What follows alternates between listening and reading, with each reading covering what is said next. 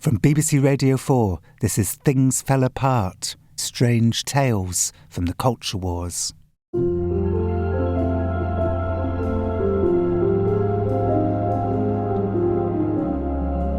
I'm Jon Ronson, a writer living in America, the land where culture wars begin. And by culture wars, I mean the battle for dominance between conflicting values. These wars can obsess us and consume our lives.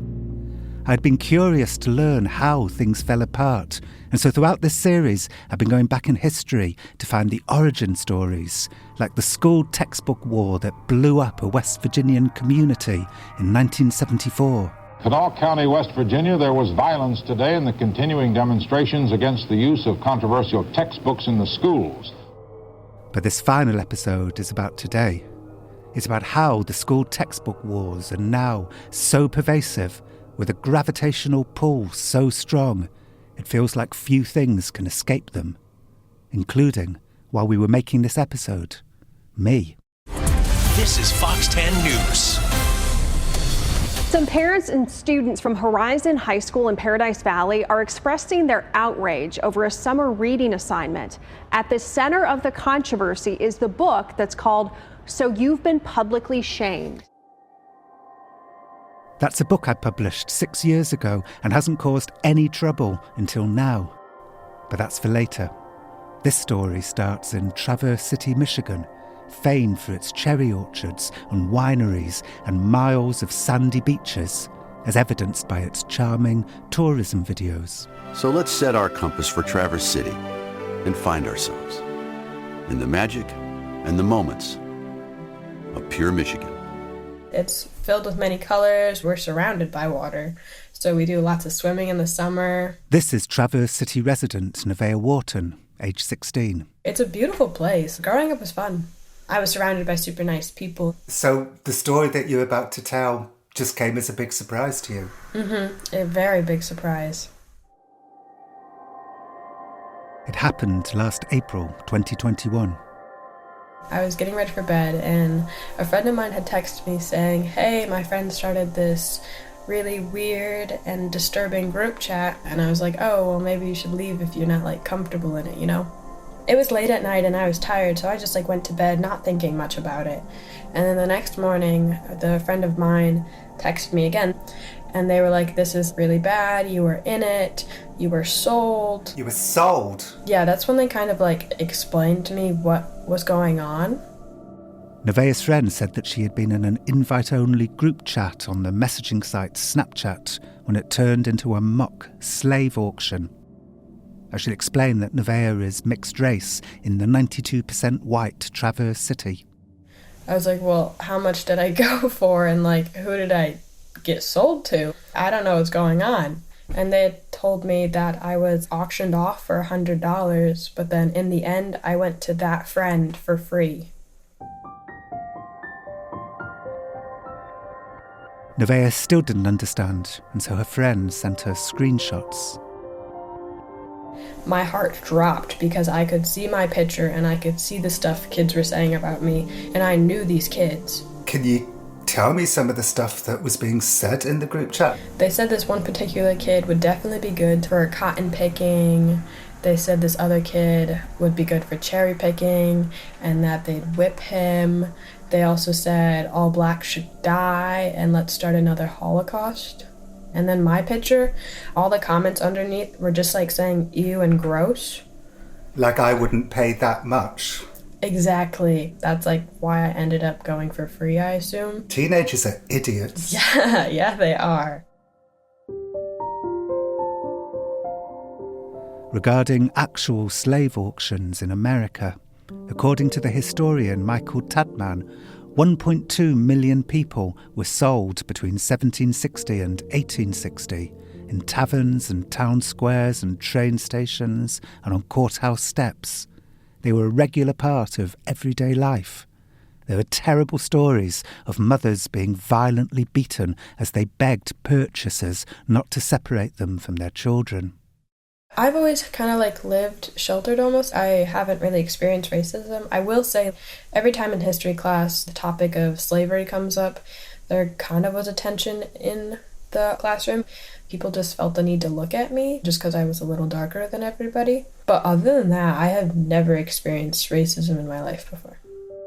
Which made the screenshots all the more startling. And I was like, whoa, this town isn't as friendly as I thought it was. It's not all cherry orchards. No, it's not. There was a scheduled school board meeting the following week, and so, with trepidation, Nevaeh went along.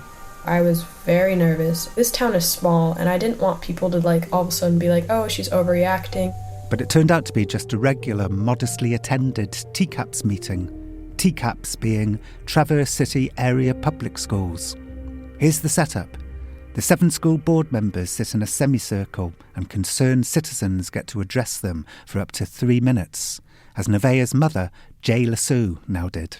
Nevaeh is a very strong individual, but this is next level. All kids should feel safe no matter what, and especially in this community because it's very white, and no kid should have to go through this. After that, other parents who had been horrified by the Snapchat incident took to the slightly muffled microphone. What happened with the Snapchat was in fact racist.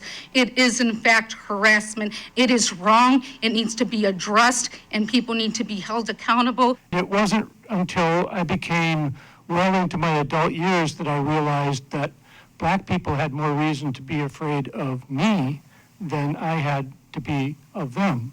What a blessing it is to feel safe in your community. This is not an isolated incident. This is an extension of ourselves.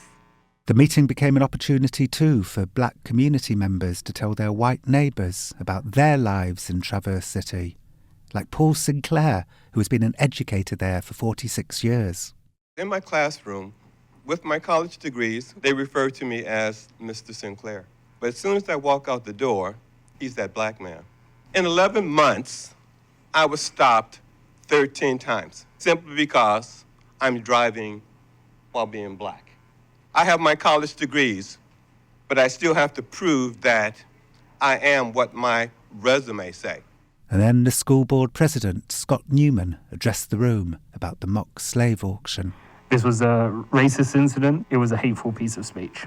This is a board that cares. We want to do better.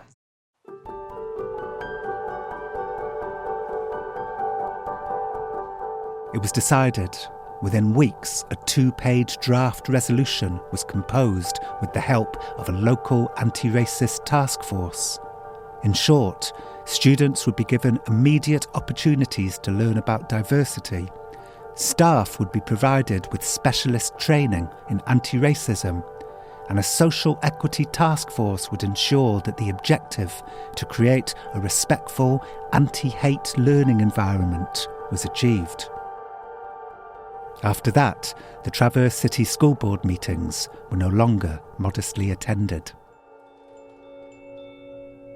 You can still watch the live streams of those meetings from the summer of 2021. They start the same way, with ambient wind chime music under a video showing highlights from the school year. Band, football, podcasting, a production of Fiddler on the Roof.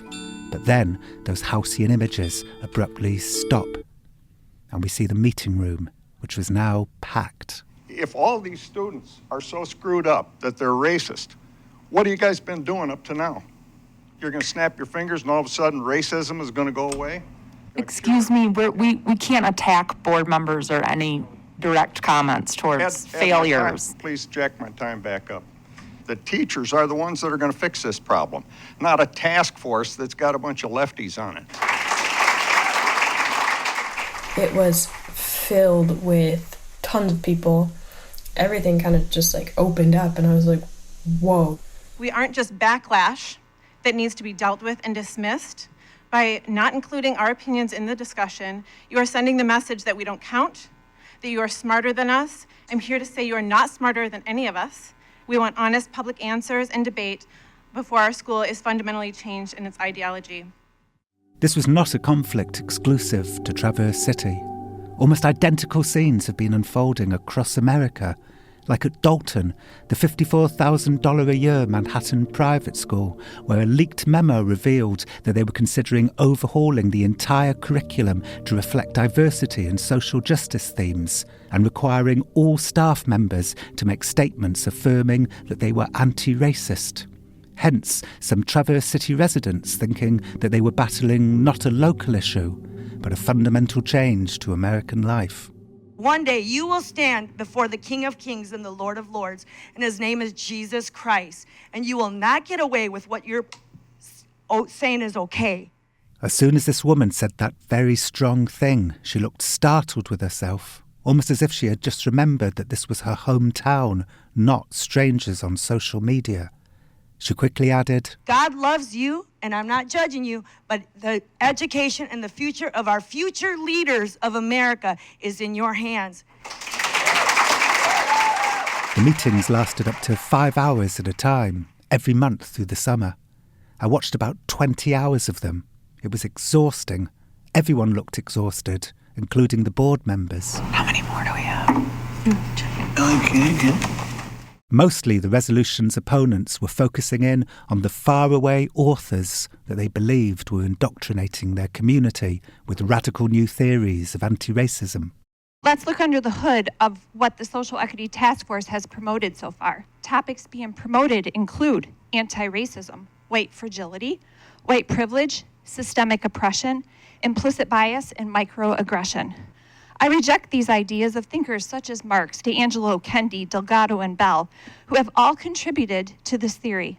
CRT is destructive. CRT is critical race theory, a 40-year-old academic theory of how racism is embedded in legal systems. But these days, the term is used as shorthand for practically all anti-racist ideas and authors, among the most popular being Robin DiAngelo and her book White Fragility, as evidenced grumpily by the Fox News star anchor Tucker Carlson. The best-selling book in America last week wasn't anything by J.K. Rowling. It was a tract called White Fragility by Robin DiAngelo. It's a hit, and not a small hit. Schools and companies across the country are ordering it in bulk. The CEO of American Airlines was recently photographed reading the book. She is vehemently despised, too, like by the libertarian talk show host Dave Rubin. Let's talk about Robin DiAngelo. She is one of the premier pushers of critical race theory, that we're all racist, that evil. Then, of course, she herself is white, and you're not going to believe this, guys. She's made a tremendous amount of money telling white people that they're racist. She gets $30,000 a pop. And the Columbia professor, John McWhorter, here on HBO's Real Time with Bill Maher. You read a book like, and yeah, we're going to have to be specific, White Fragility, which basically says that black people are these hothouse flowers where everybody has to tiptoe around us, and, you know, we're always crying and we're always angry, and we're just so very, very, very delicate. I don't feel like that person. That book should be used to keep tables from wobbling. That is the only use for that book. And yet, you look on Facebook, and you have people saying, I'm doing the work, and reading this book. And I think to myself, they are doing the work of making me into a perfect idiot. I'm Robin DiAngelo, and I write exclusively on racial justice with a particular focus on the white role in systemic racism. Robin is talking to me from her home in Seattle, a home that gets vandalized, where other people have to screen her mail. I do get death threats, and my car was literally tarred and feathered. But she's not unused to a difficult life. I was raised by my mother, single mom. There were periods of homelessness, living in our car. My mother would go through periods where she just couldn't at all feed or clothe or house us. We moved all the time. There was a lot of shame about poverty. And then my mother became sick. There used to be a lot of secrecy and shame around cancer, and we were literally told, don't tell anyone your mother has cancer. She died when I was 11. This sounds like a very rough childhood. Yeah, I mean, I guess it's relative. Despite the difficult start, Robin went to college when she was 28. She graduated with majors in history and sociology. When I graduated, of course, I had no idea, okay, now what do I do for a living with these degrees? And the Career Center at my university said, oh, there's a job with your name all over it. Diversity trainer. She got the job. And we had to all be trained together on delivering this curriculum. Then we go out into the field to do the training in front of a group that's typically at that time 100% white. And the hostility, the meanness was just stunning. What would people say? They would refuse to participate. They would come into the room with their arms crossed, slamming their books on the table. What in particular were they objecting to? Any suggestion that racism is systemic, so concepts like white privilege? Absolutely not. Realising how resistant white people were to her training was Robin's origin moment, the new insight that she could bring to the anti-racism field. She published an essay and then, in 2018, her book, White Fragility. So the fragility part is meant to capture how little it takes to cause a lot of defensiveness and upset on the part of white people. White fragility is a form of social control. It's not intentional. I don't think we say, I know what I'll do. I'll get super defensive and that'll cause everybody to back off. But it is what happens. By 2018, great numbers of white people had been paying attention to Black Lives Matter. They wanted to help, and buying White Fragility seemed like a good start. The book sold in droves. I couldn't have imagined how popular it would be. It did debut on the New York Times bestseller list, and it has stayed on that list for 3 years. And it really kind of exploded in the immediate aftermath of George Floyd's murder, when I think so many people just felt slapped awake. Yeah, and that is the narrative, but keep in mind, yes, it went to number 1 for a period, but, it had been moving from 5 to 8 to 4. So this idea that it was George Floyd's murder that caused it to be popular, it certainly got even more popular. I first heard of White Fragility in the days after George Floyd's murder. We had friends tell us we had to read it. I had other friends tell me they'd been forced to attend anti-racism training in the D'Angelo mould, and it made them furious. I became curious about this book that was causing such division among my friends, and so, during the 2020 lockdown, I signed up for one of Robin's online workshops. So I sat in on one of your workshops quite recently. Can I tell you what I thought? Of course. Well, for the first couple of hours, I was bowled over. There were slide after slide of seas of white faces and corridors of power. Mm-hmm. Even though I was told not to make any screenshots, I did. I'm sure you're not alone. The first few hours were intended to prove the existence of systemic racism in America. It's slide after slide of statistics like people who decide which TV shows we see, 93% white. People who decide which news is covered, 85% white. School teachers, 82% white, and so on. And you're left reeling and in no doubt. I suppose the first time that I felt a little unsure was actually when you were talking about living in your car. You mentioned it in passing. You said, we lived in our car for a period of time, but I always knew I was white. I knew it was better to be white. Being white is how I experienced poverty. There is no way you could say to be poor and white and to be poor and black is the same experience. And I was just left unsure by that. How do you measure that? What about all the opioid-addicted white people in the Midwest? Are all of them better off than black people because of the original sin of white privilege? I just don't know how you would measure that. I think people hear terms like white privilege and think that means you just have no struggle. And I just think about it more as the absence of struggle in a particular area of life. So you're not also dealing with racism. And opioid is actually a good example because when you look at that epidemic versus the crack epidemic, you can see that we have tended to look at opioid as how are we going to help people? We haven't tended to criminalize it. And then you look at crack. Robin means how, in the US in the 1990s, there was rampant criminalisation of black crack offenders. Throughout the decade, their sentences were, on average, double that of their white counterparts. But despite all the evidence in support of Robin's position, I still think there's possibly an inherent problem, like it's about controlling people and forcing them to act in a certain way. Is that a fair criticism? Well, it might be fair, but I think the question is, and so, right? Because I'm going to be honest, at great risk here, I was thinking, yeah, so what? Yeah, some people don't like it. And if a participant argues back, Robin will tell them, quote, "If you are white and you have not devoted years of sustained study and focus and struggle to this, your opinions will be superficial and uninformed." I thought, this isn't going to help, like this isn't going to win hearts and minds. I'm sure that was hard to hear. All too often, white people, we put our opinions on par with people who have devoted years.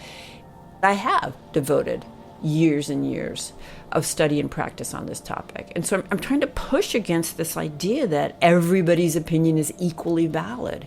It just isn't. And I think it's fair to say, I know in the US, and I'm pretty sure in the UK, we're not given a foundational education in racism, in systemic racism. As Robin and I talk, I remember a moment from episode 2 of this series. It was about how the comedian and civil rights activist Dick Gregory titled his memoir The N-Word, but without asterisking it. As a result, Christian conservatives in the 70s had the book banned.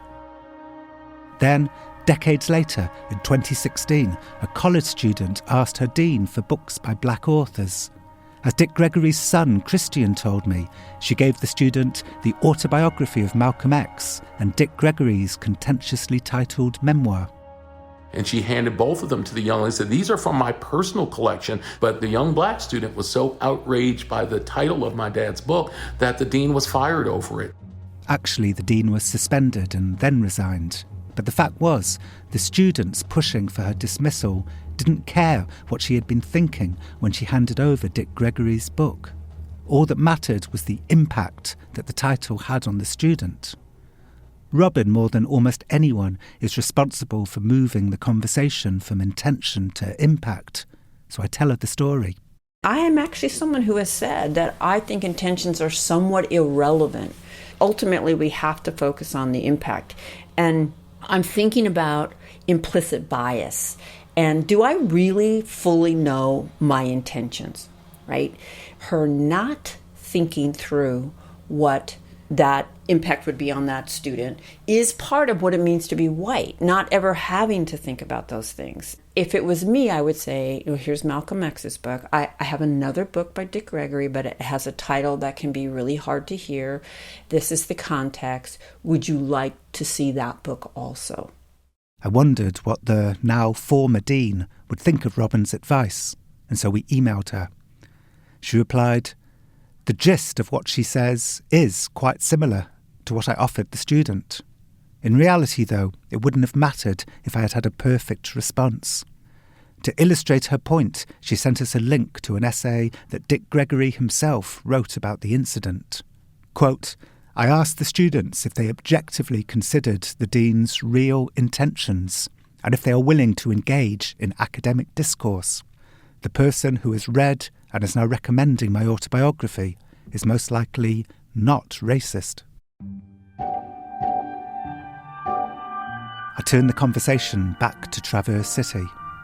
I tell Robin about how the community has become divided over an anti-racism resolution, and I ask if I can read her some of the parents' concerns. So maybe you could offer something kind of comforting and conciliatory. You might think that these fears aren't real. Yes, our ancestors made mistakes. Everyone makes mistakes. Let's learn from them and move on without guilting people for what happened before they were born. Well, we're back to this idea that it's all in the far, far past. I mean, even calling it a mistake is positioning it as innocent almost. Oops, I made a mistake. That is so minimizing that I find that deeply offensive. Okay. Recent studies have shown a marked increase in young white children who are being taught that their ancestors were oppressors are experiencing deep depressions and sadness. There is such a thing as asking a young person to carry luggage that is too heavy at a young age. Okay, so my child was made to feel uncomfortable, and that is not acceptable. They will have the best schools, the best grades, the best teachers, the best everything, including the best feelings. Deep depression, I would question. Discomfort, sadness, grief, I think we could do with some more of that, actually, in terms of motivation to change current conditions. We can't have white people feeling guilty, so let's not educate on racism. I mean, it just seems so patently clear that then, of course, you protect the status quo. I have asked hundreds of people at this point in my workshops, how often do you feel racial guilt? It's a range from 0 to 5% of the time. So I think this is like a boogeyman. It's an excuse. When you contrast fears about white people feeling guilty with what you witnessed happening to George Floyd, it just seems so petty to me. Toughen up. Robin says it's like when they lived in their car and when her mother had cancer, and they weren't supposed to talk about any of that because of the shame. I think being silenced about all that was going on in my childhood just makes me go, I'm going to go to the biggest elephant in the room, by God. And white supremacy, that's the biggest elephant in the room, so that's the one I'm going to center. The fact that so many people are so angry and upset, does that mean that it's working, or does it mean that it isn't working? Oh, that's another great question. I would say, yes, it means it's working in the sense that the progress that has been made by the Black Lives Matter movement, by disseminating educative books, and mine being one of those, that has frightened, I would think, people who have deep investments in the status quo. Of course, Robin's vision is for a fairer, more equitable world, and great parts of it feel revelatory to me. But the anger in Traverse City was from people who considered themselves good and resented being told by strangers that they had to be good in a different and very specific way. Our community is extremely welcoming. How do you think we've gone through this major explosion of all kinds of people moving here from every area of the world in our community? So I despise this, that we're racist or we're unwelcoming or that we're fearful. I fear nothing. Nothing.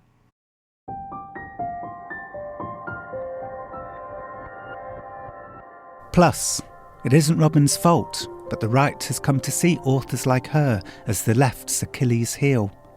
According to the Brookings Institute, Fox News mentioned critical race theory 1,300 times in less than 4 months, and 9 states have passed legislation banning its teaching. And while Trump decides whether to run for president again, he rails against CRT at rallies. This poisonous left-wing doctrine is flagrant racism, plain and simple, and it has no place in our schools, no place in our military, and no place in our country.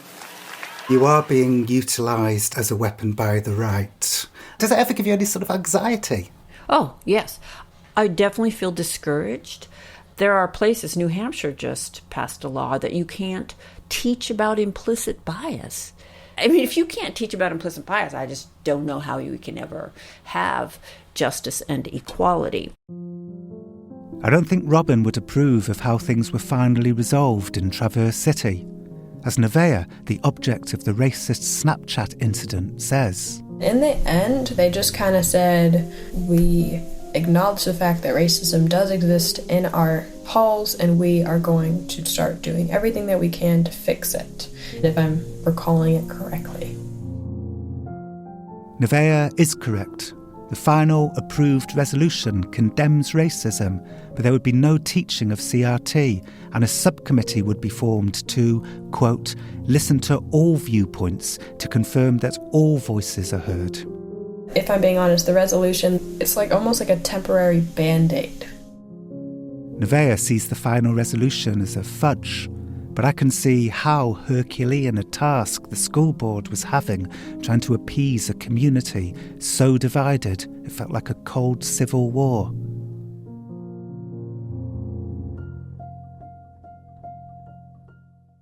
One surprising thing about watching those 20 hours of Traverse City footage was how, amid all the CRT talk, many community members would suddenly speak up about practically every culture war conflict I have documented throughout this series. Bring it back to the core. This resolution is about all children of every age struggling with their gender identity. The child struggling with loving a member of his own sex.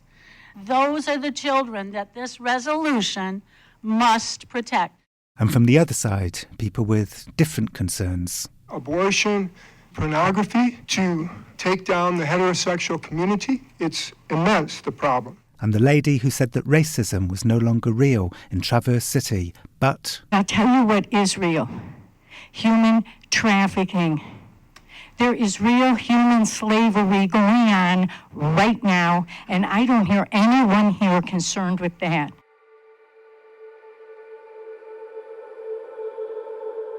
But I shouldn't have been surprised to hear those echoes of our past episodes.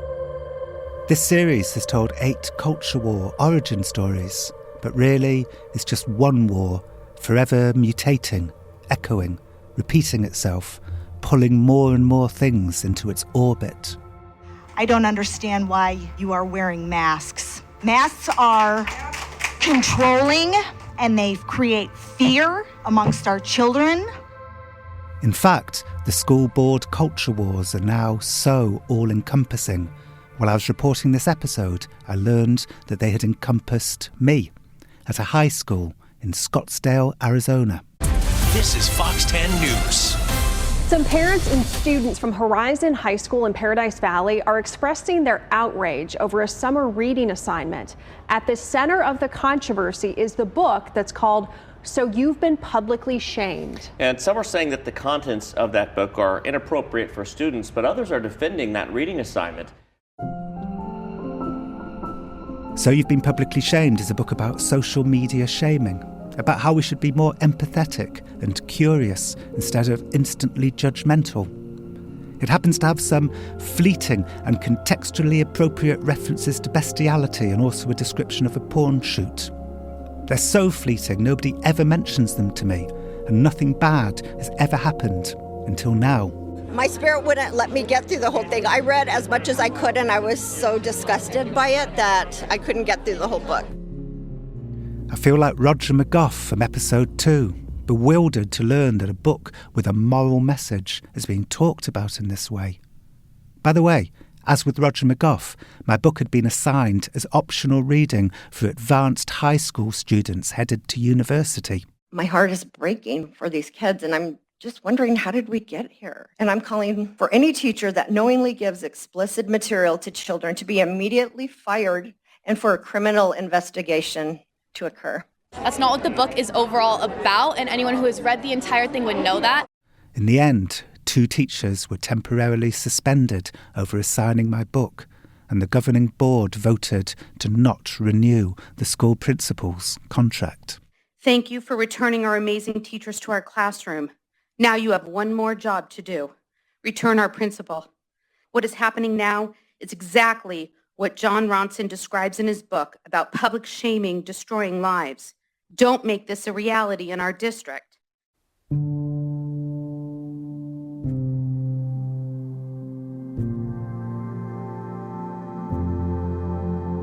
My biggest ambition for this series was for it to tell culture war stories without becoming a part of the culture wars.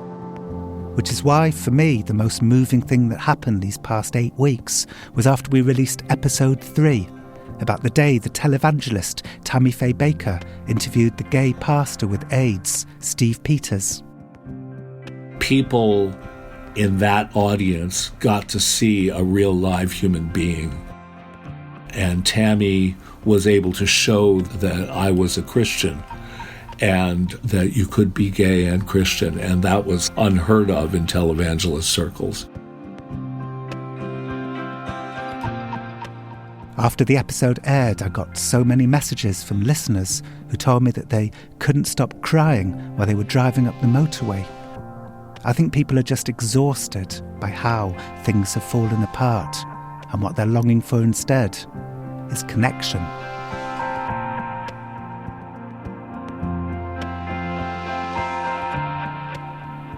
Things Fell Apart was presented by me, Jon Ronson, and produced by Sarah Shebia. The assistant producer was Sam Peach. The music was composed by Phil Channel. The programme was mixed by Bob Nettles. The editor was Philip Sellers. It's a BBC audio production for BBC Radio 4 and BBC Sounds.